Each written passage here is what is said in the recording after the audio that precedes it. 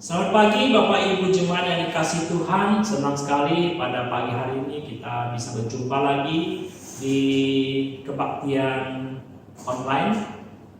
Senang sekali kita bisa beribadah dan kita bersyukur bersama-sama dan beribadah bersama-sama di hadapan Tuhan. Sebelumnya saya akan menyampaikan untuk pelayanan minggu depan.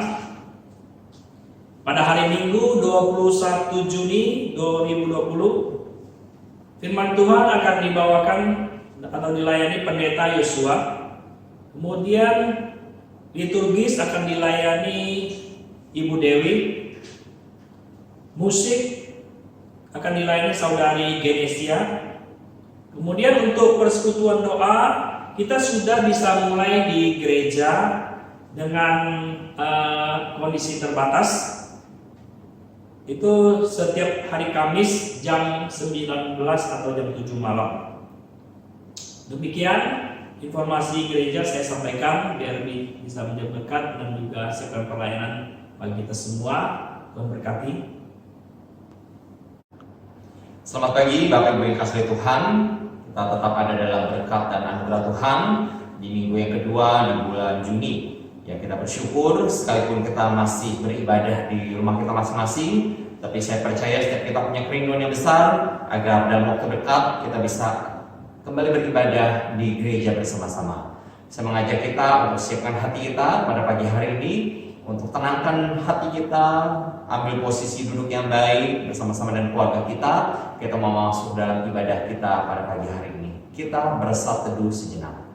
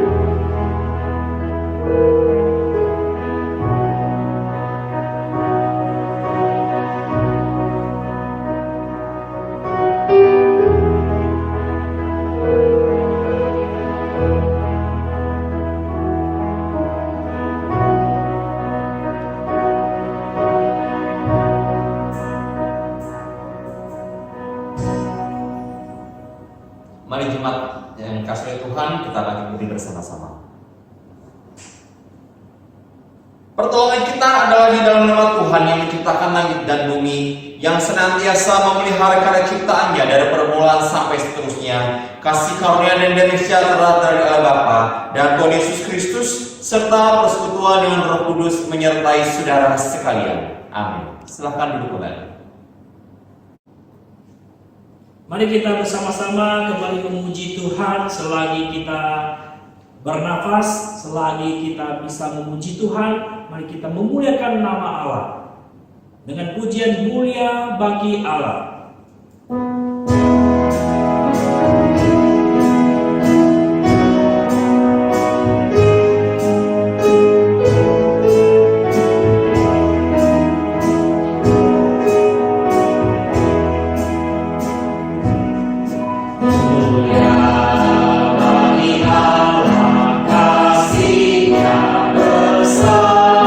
Putranya diberikan tugas.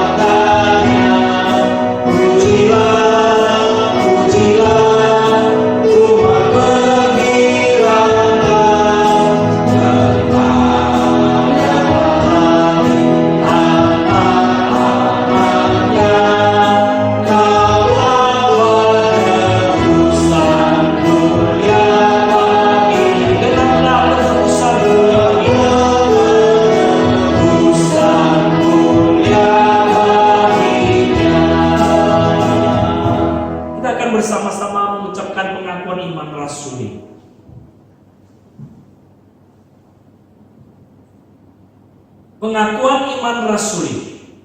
Aku percaya kepada Allah, Bapa yang Maha Kuasa, langit-langit dan bumi, dan kepada Yesus Kristus, Anak yang tunggal Tuhan kita, yang dikandung daripada Roh Kudus, lahir dari anak darah Maria, yang menderita sengsara di bawah pemerintahan Pontius Pilatus, disalibkan, mati dan dikuburkan, turun ke dalam kerajaan maut, pada hari yang ketiga bangkit pula dari antara orang mati, naik ke sorga, duduk di sebelah kanan Allah, Bapa yang Maha Kuasa, dan dari sana Ia akan datang untuk menghakimi orang yang hidup dan yang mati.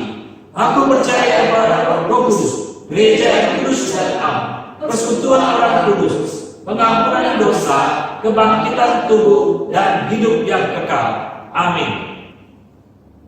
Jemaat yang dikasihi Tuhan, mari kita kembali memuji Tuhan dengan pujian manis kau dengar. Ya Tuhan, aku hendak bernyanyi bagi Tuhan.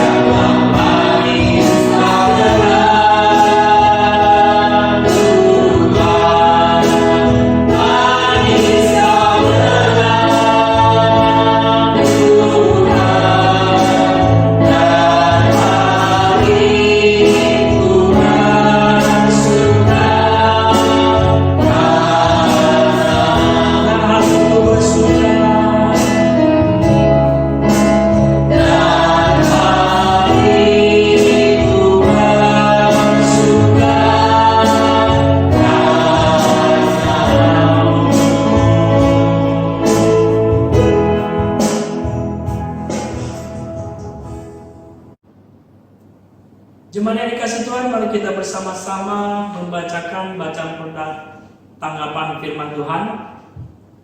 Saya akan mendahului, kemudian disusul oleh jemaat. Keluarga anak Tuhan, dengarlah hai orang Israel, Tuhan itu Allah kita, Tuhan itu Esa. Kasihilah Tuhan Allahmu dengan segenap hatimu dan dengan segenap jiwamu dan dengan segenap kekuatanmu. Apa yang kuperintahkan kepadamu hari ini haruslah engkau perhatikan. Haruslah engkau mengajarkannya berulang-ulang kepada anak-anakmu dan membicarakannya apabila engkau duduk di rumahmu, apabila engkau sedang dalam perjalanan, apabila engkau berbaring, dan apabila engkau bangun. Hai anak-anak, taatilah orang tuamu dalam Tuhan, karena harus demikian. Hormatilah ayahmu dan ibumu. Ini adalah suatu perintah yang penting, seperti yang nyata dari janji ini. Dan kamu bapak-bapak, janganlah membangkitkan amarah di dalam hati anak-anakmu, tetapi didiklah mereka di dalam ajaran dan nasihat Tuhan. Bukan seolah-olah aku telah memperoleh hal ini atau telah sempurna, melainkan aku mengajarnya. Kalau aku dapat juga menangkapnya, karena aku pun telah ditangkap oleh Kristus Yesus. Saudara-saudara, aku sendiri tidak menganggap bahwa aku telah menangkapnya, tetapi ini yang kulakukan. Aku melupakan apa yang telah di belakangku dan mengarahkan diri kepada apa yang telah di hadapanku. Dan berlari-lari pada tujuan untuk memperoleh hadiah, yaitu panggilan surgawi dari Allah dalam Kristus Yesus. Karena itu marilah kita yang sempurna berpikir demikian, dan jikalau lain pikiranmu tentang suatu hal itu akan dinyatakan Allah juga kepadamu. Saudara-saudara, ikutlah adataku dan perhatikanlah mereka yang hidup sama seperti kami yang menjadi teladan. Bacaan tanggapan kita sampai di sini. Kita akan kembali memuji Tuhan. Kita sambut firman Tuhan. Kita siapkan hati pikiran kita untuk menerima firman. Mari kita bersama-sama kita angkat pujian Bapa yang kekal.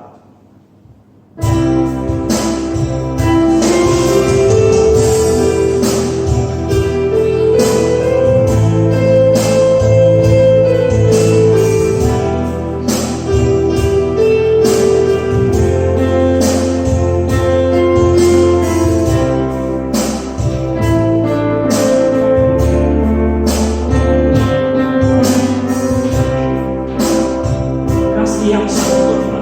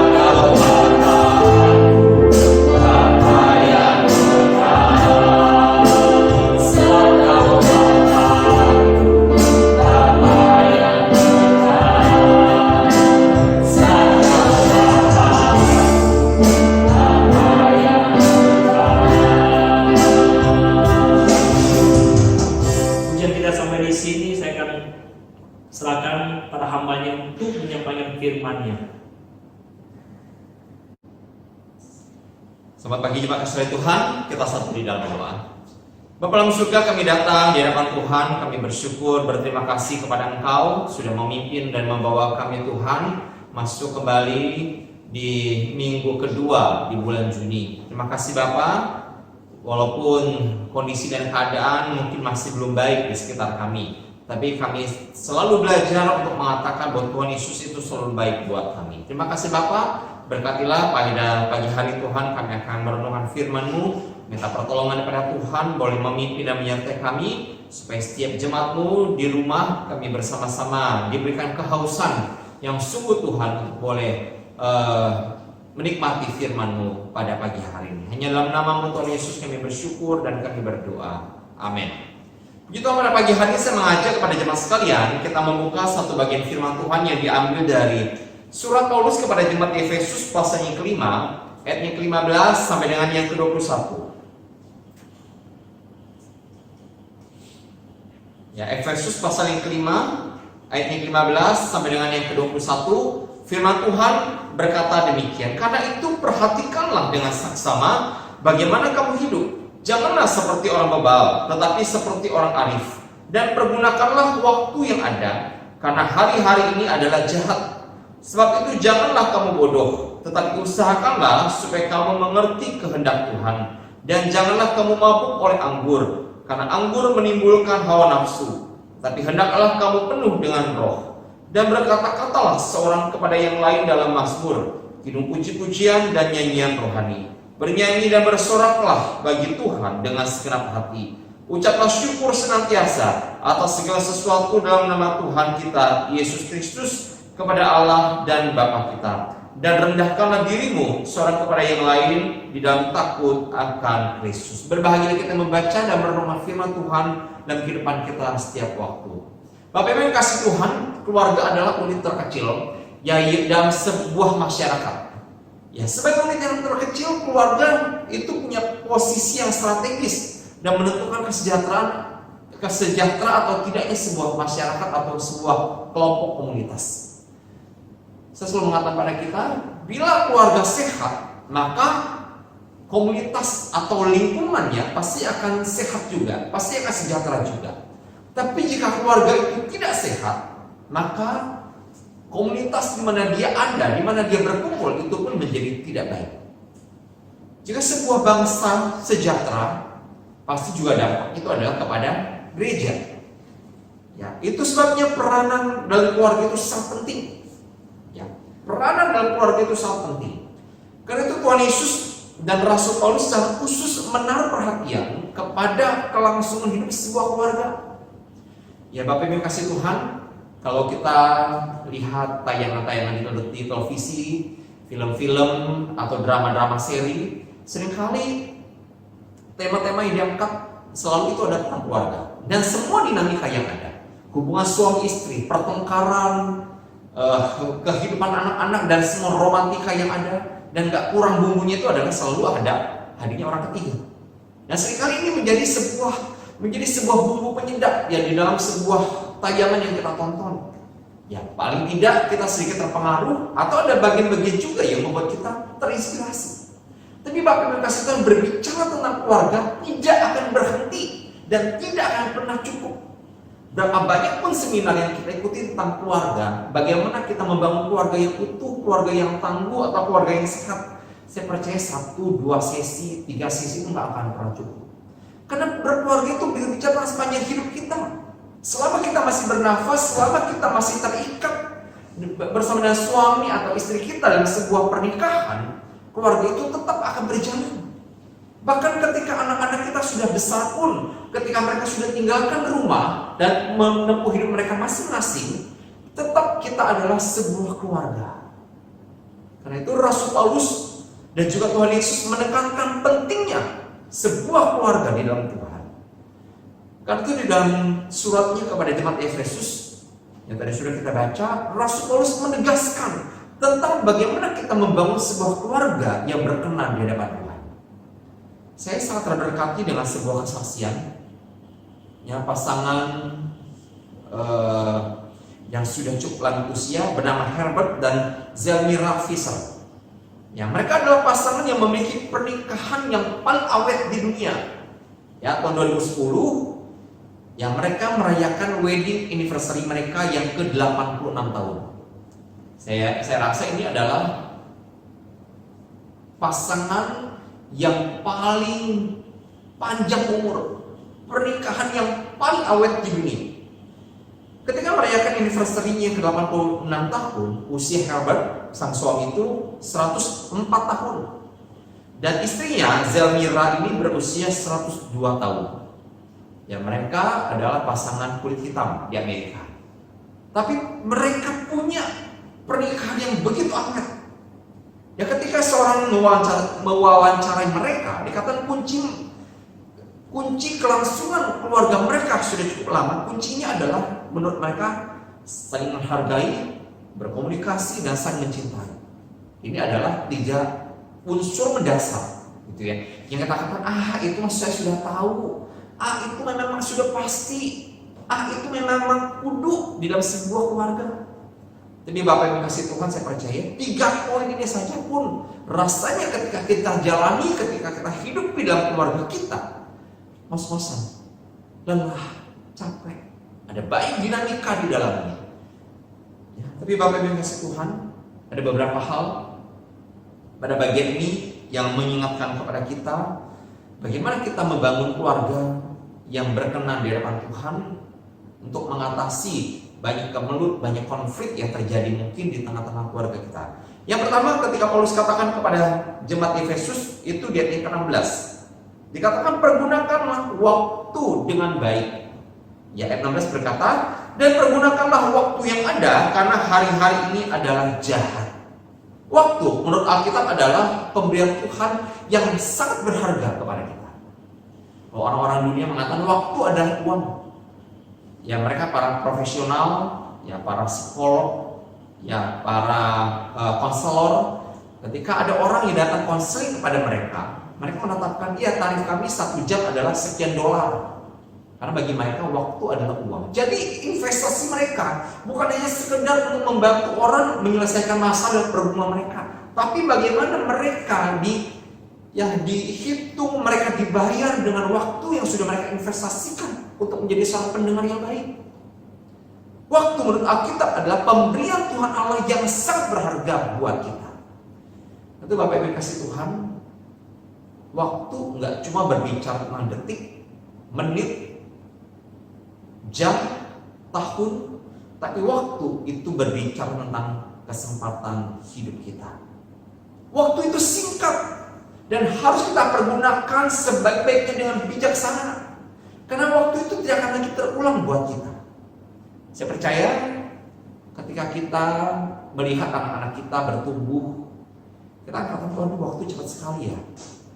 Ya, saya pernah bilang sama putri bungsu saya, Leticia, saya bilang, Betty jangan cepat gede ya. Jangan cepat gede. Karena kalau kamu kecil lucu, tapi kalau udah gede nyebelin. Tapi Bapak Ibu kasih tahu, saya percaya bahwa kita nggak bisa menghentikan waktu. Ya, waktu terus berjalan, waktu terus bergulir. Ya, anak-anak mereka menyelesaikan jenjang pendidikan mereka perlahan demi perlahan. Mereka bertambah besar, kita pun mungkin bertambah umur kita, bertambah tua, dan kita katakan waktu dan kesempatan saya semakin berkurang. Kata firman Tuhan berkata kepada kita, pergunakanlah waktu yang ada dengan bijaksana. Seorang filsuf bernama William James berkata, mempergunakan waktu yang paling baik adalah berkaitan dengan kekekalan. Jadi Bapak Ibu, waktu bukan dicatat, wah mumpung masih ada kesempatan, cari ini, cari itu, dapatkan ini, dapatkan itu. Bapak Ibu, itu bukan bicara tentang kekekalan. Karena apa yang kita mau cari itu seringkali sangat terbatas. Banyak orang misal, kenapa mereka tidak pergunakan banyak waktu bersama dengan keluarga. Ya, banyak yang menyesal mereka tidak pergunakan banyak waktu bersama keluarga. Waktu bersama dengan keluarga itu waktu yang nggak bisa diputar ulang. Kalau kita mungkin dulu ada kaset atau ada CD, ketika kita masukkan ke dalam VCD player, kita mau nonton tayangan sekian menit ke belakang kita masih bisa Bapak Ibu. Tapi waktu bersama dengan keluarga kita dan kita bilang, Tuhan putar dong waktu. Maka itu orang berkata, kalau saja Doraemon itu ada, satu hal saya minta, kembalikan waktu. Di mana dulu saya menyesal, di mana dulu saya kurang punya banyak waktu dengan anak-anak, di mana saya melakukan kesalahan dan saya memperbaikinya. Sayang, Doraemon itu cuma fiksi. Tidak akan ada lagi kesempatan buat kita. Sehingga banyak orang merasa menyesal karena mereka tidak punya banyak waktu bersama dengan keluarga. Kata Bapak Ibu kasih Tuhan, sebelum penyesalan datang terlambat. Ya, karena kalau di awal itu adalah pendaftaran. Tapi penyesalan itu selalu datang terlambat. Karena itu sebelum kita menyesal, marilah kita benahi hidup kita mulai hari ini. Khususnya dan menggunakan waktu bersama dengan keluarga kita. Itu adalah investasi yang tidak akan habis. Itu adalah investasi yang berbicara tentang kekekalan. Perkenalkan mereka tentang kasih Tuhan, perkenalkan mereka tentang hormati orang tua, perkenalkan mereka tentang rasa kasih orang tua kepada anak-anak. Itu investasi waktu yang tidak akan habis dalam kehidupan kita. Itu yang pertama. Kemudian yang kedua adalah mintalah hikmat Tuhan. Kita perhatikan ayat yang ke-15 dan ayat yang ke-17. Dikatakan demikian oleh firman Tuhan. Kali itu perhatikanlah dengan seksama bagaimana kamu hidup. Janganlah seperti orang bebal, tetapi seperti orang arif. Ayat yang ke-17. Sebab itu janganlah kamu bodoh, tapi usahakanlah supaya kamu mengerti kehendak Tuhan. Bapak Ibu, jika orang dewasa ini berkata semua itu adalah tentang saya, memang ego manusia lah, ego kita lah yang seringkali menyebabkan keluarga itu menjadi tidak harmonis, menyebabkan keluarga itu menjadi tidak lagi hangat, karena masing-masing mempertahankan egonya. Ya, generasi-generasi di atas kita ataupun generasi kita sudah merasakan bagaimana orang tua bertindak dengan sangat hati-hati, menjaga jarak supaya mereka tidak kehilangan wibawa, tidak kehilangan hormat daripada anak-anak. Karena menurut mereka, kalau anak-anak takut kepada orang tua, artinya sudah berhasil. Tapi apa dampaknya? Hubungan kita dengan orang tua tidak hangat.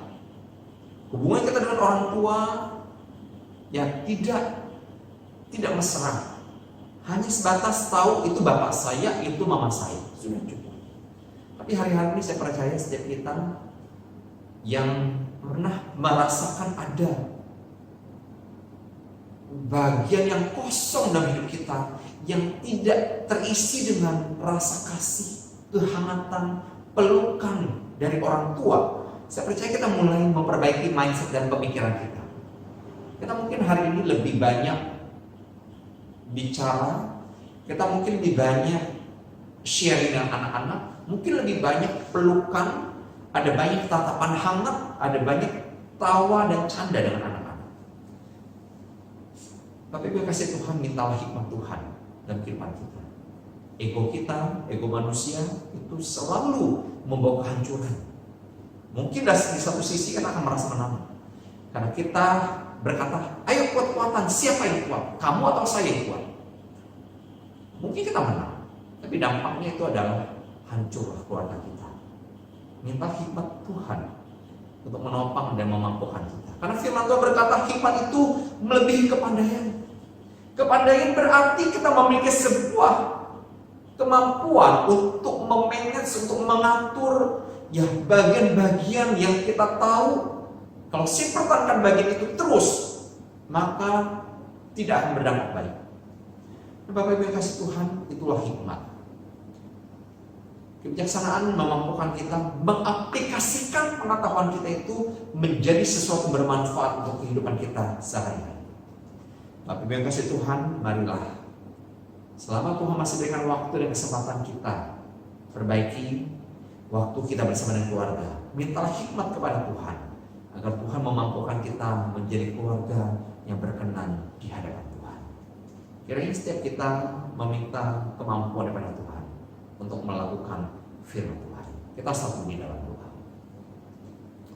Bapa dalam surga, kami sangat membutuhkan kasih setia dan pertolongan Tuhan untuk kehidupan kami. Kami tahu kami keluarga, suami, istri bukanlah orang-orang sempurna, bukanlah orang-orang baik. Kami adalah orang-orang yang sangat terbatas.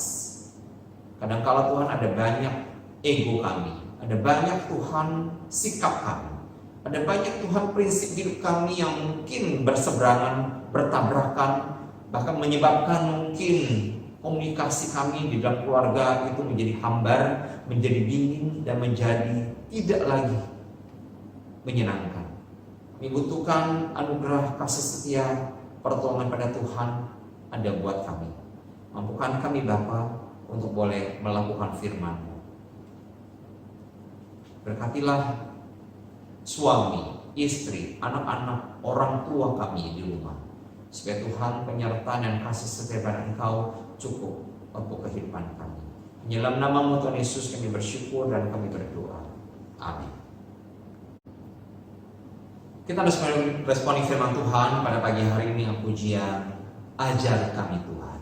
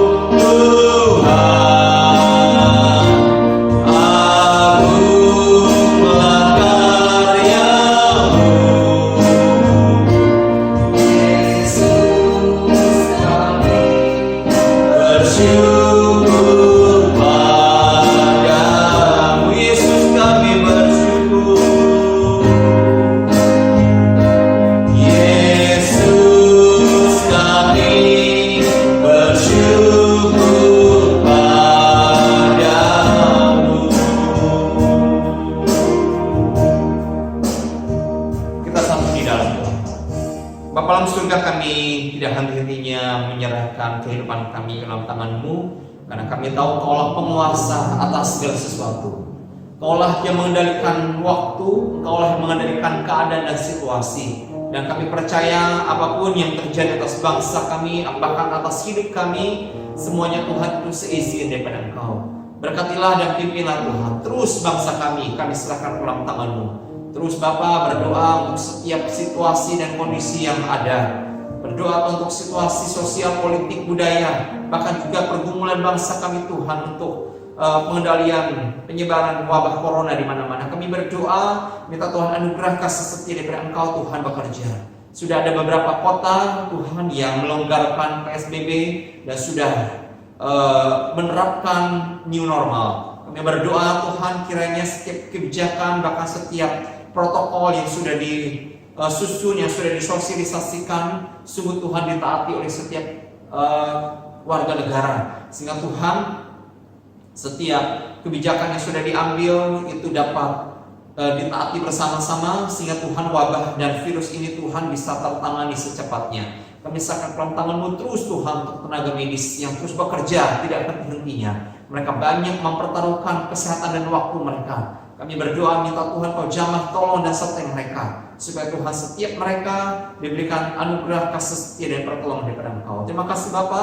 Pada akhirnya kami pun mau berdoa menyerahkan untuk setiap jemaat-Mu di tempat ini. Ya Tuhan, kami berdoa untuk setiap jemaat-Mu yang berusia lanjut. Kami serahkan tangan-Mu, kini Tuhan Yesus Kau tolong dan jamah mereka Bapa, supaya setiap anugerah, setiap pertolongan daripada Engkau Tuhan ada atas hidup mereka. Dan kiranya Tuhan, apapun yang terjadi, apapun yang sedang digumuli oleh jemaat-Mu, Engkau kiranya Tuhan turut campur tangan menyertai hidup mereka. Biar kasih setia daripada Tuhan sendiri yang boleh terus menyertai dan membimbing hidup mereka. Berkatilah kesehatan dan juga setiap pergumulan yang mereka alami, biar hanya kemurahan dan campur tangan daripada Engkau Tuhan yang penuh atas hidup mereka. Terima kasih Bapa, kami bersyukur untuk segala kebaikan dan kemurahan Tuhan atas kehidupan kami. Akhirnya terima kasih Tuhan, saya ajak kita untuk sama-sama bangkit berdiri, kita akhiri ibadah kita pada pagi hari ini. Kita menaikkan pujian doksologi.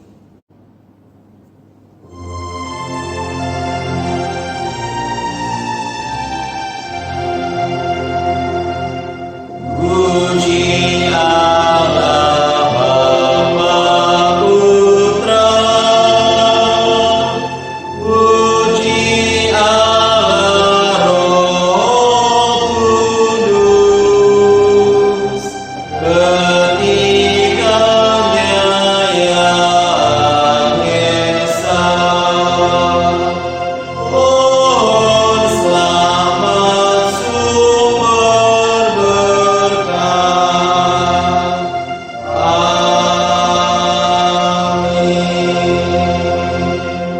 Terima kasih Tuhan, kita sudah mendengarkan firman Tuhan, dan saat ini kita diutus pulang untuk melakukan firman Tuhan dan firman kita masing-masing. Arahkanlah hatimu dan terima berkat daripada Allah Bapa yang penuh cinta, kasih sayang daripada Tuhan Yesus Kristus yang tidak pernah berkesudahan di segala zaman, kekuatan penghiburan persekutuan daripada Roh Kudus akan turun memberkati kehidupanmu, rumah tanggamu, usahamu, pekerjaanmu, apapun yang kau kerjakan. Jika ada berkat dan perkenanan Tuhan, akan dibuatnya menjadi berhasil. Haleluya, amin.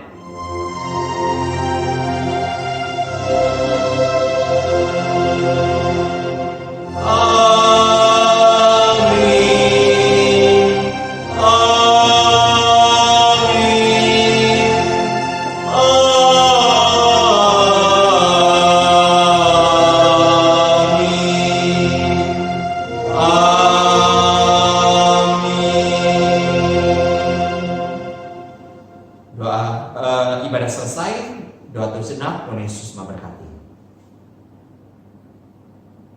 Ya, jemaat kasih Tuhan, teruslah didukung dalam doa. Jika Tuhan izinkan, mulai awal Juli, ya kita sudah mulai bisa beribadah bersama-sama di gedung gereja. Tentu saja gereja akan mempersiapkan beberapa protokol yang berkaitan dengan keamanan kita dan juga kesehatan kita semua. Ya, nanti akan segera disosialisasikan kepada jemaat sekalian, dan kiranya setiap kita tetap dalam keadaan sehat, tetap dalam keadaan sukacita, karena ada penyertaan dan berkat daripada Tuhan atas kehidupan kita. Selamat pagi, Tuhan Yesus memberkati kita semua.